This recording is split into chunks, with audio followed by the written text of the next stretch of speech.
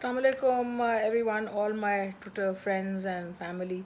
Okay, as promised, the analysis for the yesterday's match, the debacle और जो गमो गुस्सा सबके दिल में है वो बेशक बिल्कुल जायज़ है.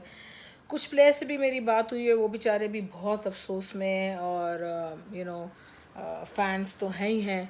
तो थोड़ी सी डिस्कस करते हैं कि क्या रीज़न्स हैं कि पाकिस्तान ये मैच जो पाकिस्तान के हाथ में था बिल्कुल हथेली पे रखा था, सिर्फ हथेली बंद करनी थी और मैच हमारी हथेली के अंदर था और जेब के अंदर था.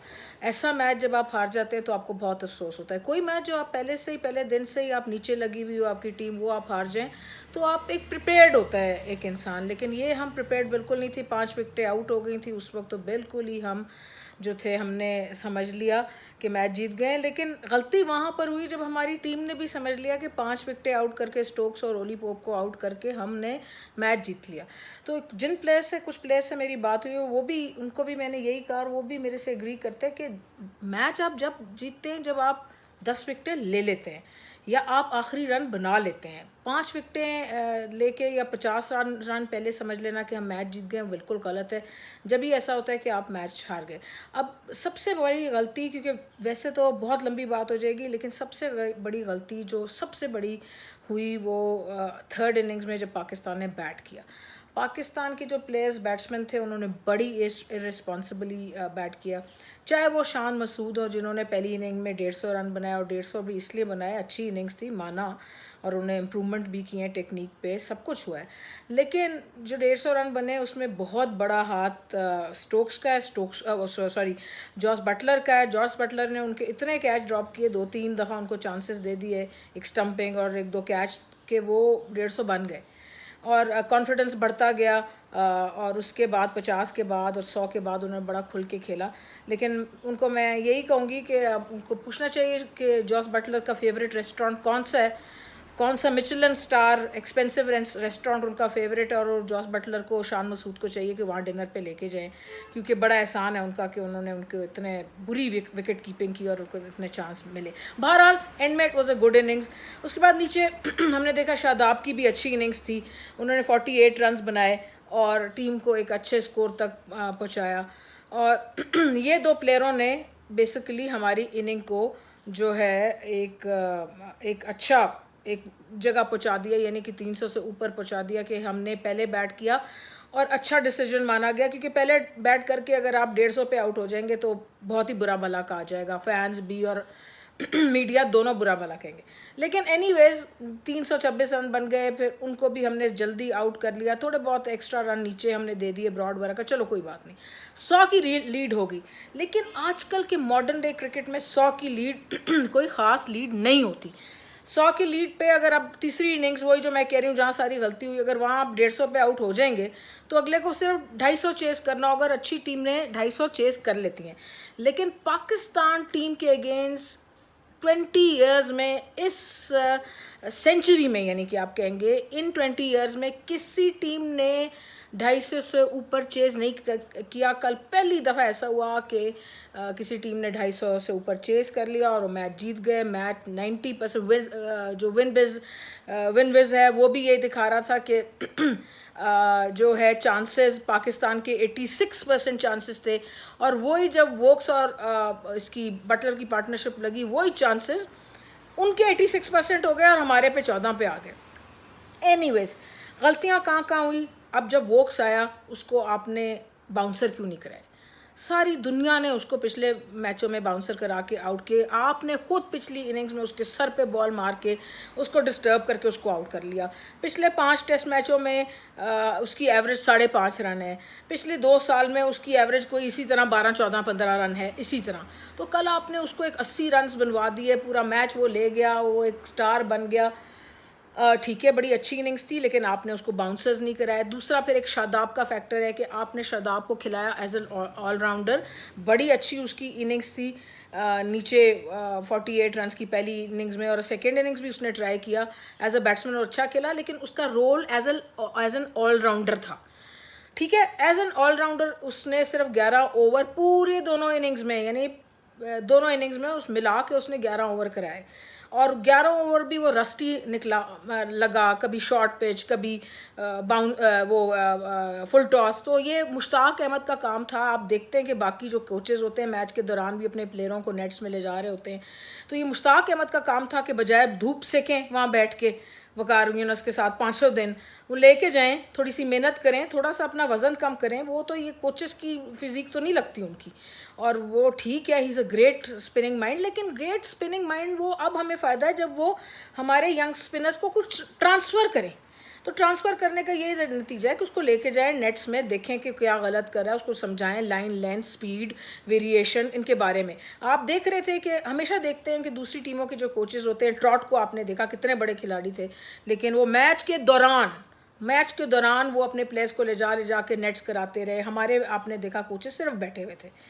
ये मैं नहीं कहती कि वो इन्वॉल्व नहीं थे, लेकिन बैठने से थोड़ी सी मेहनत करनी चाहिए ना। और दूसरा बैक रूम जो स्टाफ होता है, एनालिस्ट जो होता है, उसका फ़र्ज़ होता है कि कप्तान को फीड करे कि यार ये अब वॉक्स आया, तुमने इसको शॉर्ट पिच करानी है, ये फील्ड करनी है, इसको बॉलर ने उसको इस तरह आउट किया था, इसने ये इतना इसका ये इसकी स्ट्रॉन्ग पॉइंट्स है, ये इसके वीक पॉइंट्स है। सबको पता है कि वॉक्स का स्ट्रॉन्ग पॉइंट वीक पॉइंट जो है शॉर्ट पिच है। एक सारी इनिंग्स में इन्होंने उसको शॉर्ट पिच डिलीवरी कराई जो यासिर शाह ने मिड विकेट पे कैच ही ले लिया।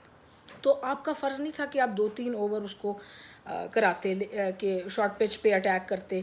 आपके पास 2 तेज़ बॉलर्स हैं, शाहीन और नसीम, वो दोनों आपको बाउंसर कर सकते हैं। तो एक अटैक जब पार्टनरशिप बन रही थी, शॉर्ट पिच रखना चाहिए था। तो ये कप्तान की मैं गलती मानती हूँ, अज़हर अली की मैं गलती मानती हूँ कि उसने ज़्यादा चीज़ें ट्राई नहीं की और घबरा गया, और थोड़ा सा जो पार्टनरशिप थी वो जो इनके असाब पे सवार हो गई, और बड़ी अच्छी आउटस्टैंडिंग पार्टनरशिप की, लेकिन चीज़ें ट्राई करना। और पीछे से जो इतना ये स्टाफ गया हुआ है, इतने बड़ा हमारे ग्रेड्स गए हुए हैं, उसके पीछे एनालिस्ट बैठे, उनका भी फ़र्ज़ है कि आपको वो बताएं कैप्टन को।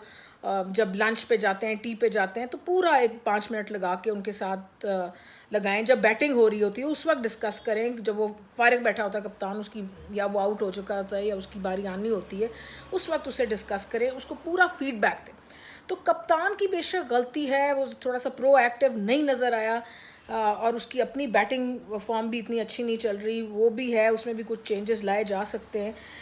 एंड वहाँ पर इतना क्रिकेटर्स हैं, थोड़ा सा स्टांस जो है वो लेग साइड कर सकते हैं ताकि फॉल ना करें ऑफ साइड पे, जो बैक इन अक्रॉस खेलें और ऑफ साइड पे खेलें।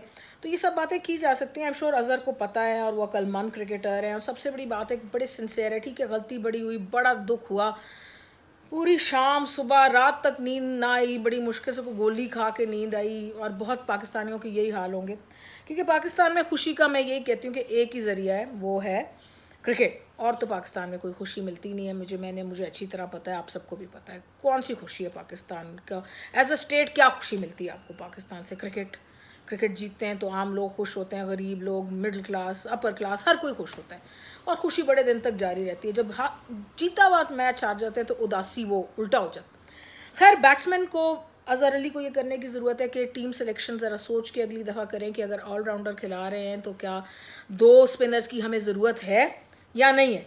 क्योंकि देखें, स्टुअर्ट मगिल और शेन वॉर्न दोनों आला पाए के स्पिनर्स एक ही वक्त पर मौजूद थे साल ऑस्ट्रेलिया के पास, लेकिन मुश्किल से 4 या 5 टेस्ट उन्होंने इकट्ठे खेले। तो 2 लेग स्पिनर खिलाने का मुझे कोई तुक नहीं समझ आता, सिवाय ये कि इसकी शादाब की बैटिंग फॉर्म अच्छी थी और उसको एज अ बैटिंग ऑलराउंडर खिलाया, जो कि मुझे टीम के कुछ प्लेयर्स ने बताया भी है। मैं ऑब्वियसली मैं उनका नाम नहीं ले सकती, लेकिन उन्होंने बताया कि क्योंकि उसकी फॉर्म अच्छी थी बैटिंग, और उसने प्रूव भी किया 48 रन बना के, तो उसे एज अ बैटिंग ऑलराउंडर खिलाया।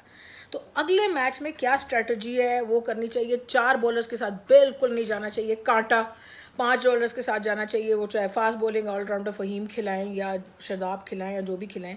तो इसलिए कि मैच के दौरान बड़ा चांस होता है कि एक बॉलर इंजर्ड हो जाए, तो अगर 5 हो तो आपके पास 4 बॉलर्स रह जाते हैं।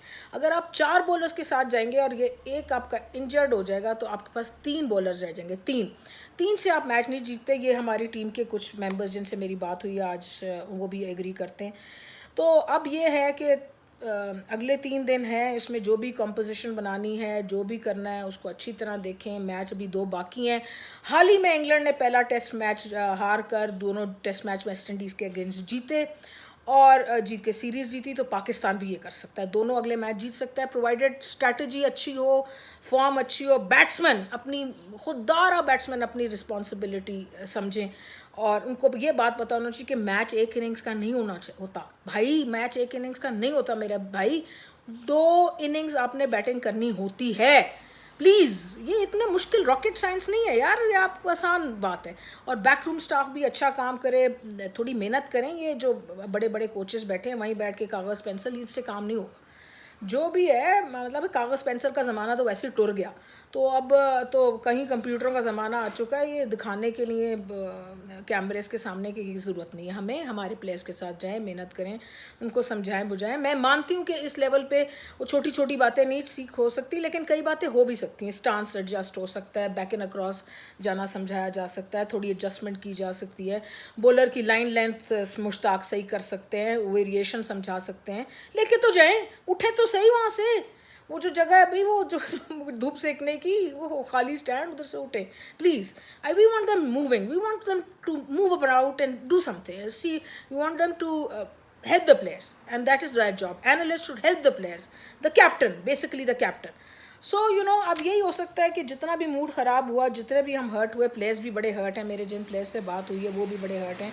तो सेकंड टेस्ट में इनके पास एक एडवांटेज भी आ गई है कि स्टोक्स जो हैं वो न्यूजीलैंड जा रहे हैं, उनकी कोई फैमिली मैटर है, and we wish him all the best. जो भी है, we like to respect his privacy, but we like to wish him all the very best for whatever reason he is going to New Zealand see his parents or whatever it is. All the very best to Stokes, and we wish the Pakistani team all the very best also. But अगर match जीतना है तो ये सारे मसाइल जो मैंने बताए हैं, बैटिंग नंबर 1 मसला जो हमेशा से है। मैंने 10,000 लोग कहते हैं 10,000 आवर्स आप अपने फील्ड में करते हैं आप चैम्पियन हो जाते हैं, मैंने 30,000 आवर्स किए होंगे, तो मुझे 30,000 आवर्स में पाकिस्तान की एक प्रॉब्लम नज़र आती है, batting. Arrogance in batting, irresponsibility in batting. Bowling is always good, inexperience भी हो तो अच्छी होती है। तो ये मसला हल कर लें और थोड़ा कप्तानी जो है उसको पीछे से भी फीडबैक अच्छा मिले, और कप्तानी ने जो खुद भी कप्तान ने अज़हर ने सीखा होगा, I am sure he is a lovely guy, there is no question about it. Personally मैं उसको जानती हूँ, and I am sure he would have learn from his mistakes from this test, but he needs help from the back room, the analyst, the coaches, he needs that, every captain needs that. और दूसरा उनका जो अपना form का मसला, I am sure he will work on that, and I am quite positive he will bat much better इंशाल्लाह। बस बाकी यही है कि wish all the very best to the Pakistan team, and thank you to all of you, जितने भी आप लोग मेरे फैमिली फ्रेंड्स हैं ट्विटर पे, for you know always being there and always respecting me and my opinion. तो अब आप यही दरख्वास्त है कि ये शेयर करें, अगर आपको वीडियो पसंद आए इसको रीट्वीट करें, मेरे से डिस्कशन करें, बिल्कुल क्वेश्चंस भेजें, यू नो जो भी आपका इस वीडियो को सुन के जो भी आपके क्वेश्चंस बनते हैं, मैं डायरेक्टली इन अ डे और टू, या तो वीडियो के थ्रू या इवन ट्विटर पे आपके सारे जो सवालात हैं उनको I promise I will answer them. एक मेरे फ़ैन ने, thank you very much to him, उन्होंने कहा था कि मेरा अकाउंट वेरीफाइड क्यों नहीं है। तो वेरीफाइड इसलिए नहीं है कि आजकल ट्विटर ने वेरिफिकेशन बंद की हुई है, उसके बाद दोबारा देखें थोड़े दिन में ट्राई करूँगी और वेरीफाई करने की कोशिश करूँगी, लेकिन वेरीफाई होने में मुझे मदद मिलेगी जब आप ज़्यादा से ज़्यादा मुझे फॉलो करेंगे, ये वीडियो रीट्वीट करेंगे, पसंद करेंगे, इसको जितना भी आप वो करेंगे, यू नो ज़्यादा से ज़्यादा फैलाएंगे, वो मेरे लिए it be very nice. So I hope you like this video, any questions are most welcome, and I hope I covered everything, and once again loads of love to all of you, and hope all of you are well, and best of luck to Pakistan team and the Pakistan captain, and I hope के सारे मसाइल इस दफ़ा हल हो सके। Okay, take care and bye from Turkey.